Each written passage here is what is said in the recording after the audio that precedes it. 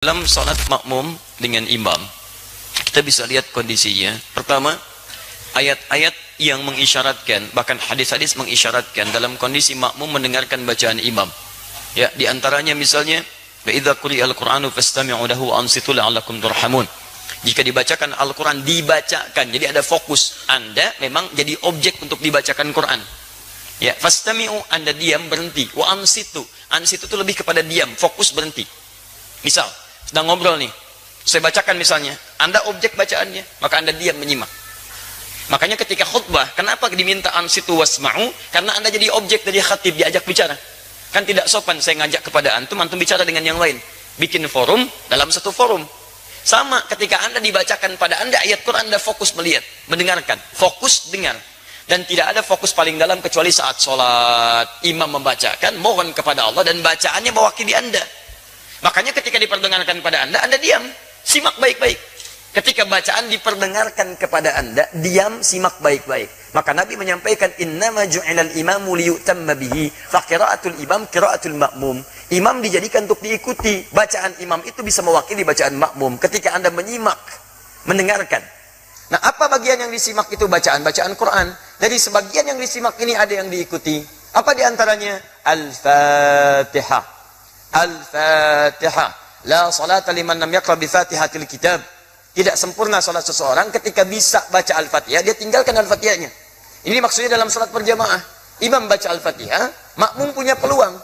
Makanya mohon maaf ya, imam itu tolong beri kesempatan pada makmum untuk bisa setidaknya memiliki waktu jeda untuk bisa mengikuti bacaan imam dalam Fatihah. Anda bisa jedakan dalam setiap ayat. Misal, Alhamdulillahi Rabbil Alamin. Tidak sebentar, makmum mengikuti dalam hatinya. Alhamdulillah Rabbil Alamin. Ar-Rahmanir Rahim. Antum ikuti misalnya. Bisa antum kalau baca hadar misal seperti dalam tarawih, Alhamdulillahi Rabbil Alamin, Ar-Rahmanir Rahim, Maliki Yaumiddin. Antum panjangkan itu, sambungkan sampai waladhdallin misal, antum jeda sebentar supaya makmum punya kesempatan untuk membaca Al-Fatihahnya. Batas paling minimal kata para ulama 3 ayat. Kalau antum baca dari Bismillah sampai Ar-Rahmanir Rahim. Kenapa boleh 3 ayat? Karena ayat terpendek dalam satu surah Al-Quran, surah terpendek di Quran adalah diukur dengan 3 ayat. Inna a'tainakal kautsar, fasalli lirabbika wanhar, inna syani'aka huwal abtar. Itu terpendek. Karena surah terpendek 3 ayat, maka setiap surah dipandang cukup ketika dibacakan 3 ayat dengan kadar yang sama dengan Al-Kautsar. Kalau Anda sudah Ar-Rahmanir Rahim, imam baca surah, Anda diam simak di sini. Dengarkan. Itu yang dimaksudkan. Di Al-Fatihah diikuti, adapun surah setelahnya Anda dengarkan dan simak dengan baik. Paham sampai sini? Baik. Jika tidak mampu mengikutinya karena sudah ruku, imam meruku, Anda nggak usah baca Al-Fatihah. Karena imam itu diikuti. Imam ruku, Anda ruku. Imam sujud, Anda sujud. Jadi begitu Anda misalnya datang sholat, misal kita kasih contoh, antum imam, Bismillah. Ini kiblatnya ke sini mas. Nah, ya. Baik, ruku. Nah, datang ini. Masbuk. Bismillah. Baik, lihat baik-baik. Sebentar, pertanyaan saya, kenapa antum masbuk? Hah? Orang lain bisa tepat waktu, antum masbuk, kenapa antum masbuk? Jangan dibiasakan mas, sholat itu penting. Antum dahulukan kepentingan akhirat. Jangan diulangi lagi ya. Yang lain bisa datang tepat waktu, antum masbuk, luar biasa. Siapa nama antum? Mas Faiz, bukan masbuk. Jangan masbuk, ya Mas Faiz. Jangan diulang ya. Awas antum, hati-hati. Cita-cita masuk surga, masbuk lagi. Tahan sebentar, antum sedang sholat. Ini posisi sedang rukuk. Beliau datang terlambat, ya. Nah, begitu beliau datang, kemudian takbir, karena sholat dibuka dengan takbir. Takbir. Allah.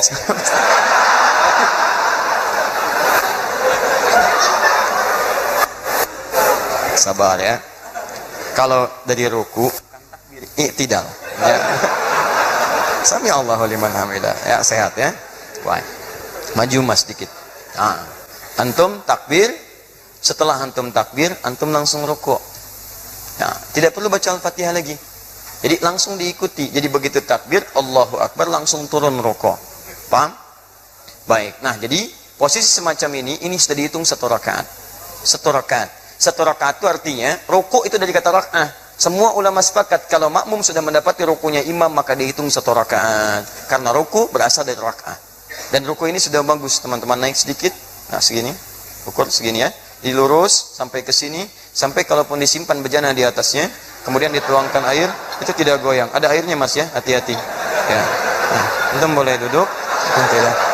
Baik pemirsa, jadi contoh ruku semacam ini, ruku yang bagus. Hati-hati Mas ya. Ah, sudah. Terima kasih. Nama siapa? Lukman. Lukman, baik. Nama antum disebut di Quran surah keberapa? Ah, sudah. Ya. Surah 31. Baik. Insyaallah antum malam ini akan mendapatkan hadiah khusus spesial buat Lukman. Kita akan berikan mushaf khusus dan kita doakan dengan mushaf itu bisa hafal Quran insyaallah ya. Baik. Sudah menikah? Alhamdulillah, baik.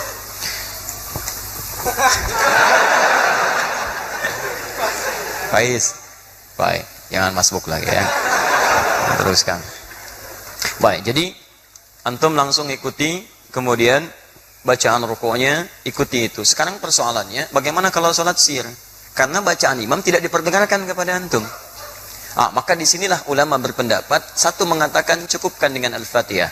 Karena yang dimintakan Al-Fatihahnya. Maka antum bacakan Al-Fatihah, Al-Fatihah, Al-Fatihah. Jikapun belum imam kemudian turun, antum bisa mengulang Al-Fatihahnya. Yang kedua, ini saya lebih cenderung kepadanya.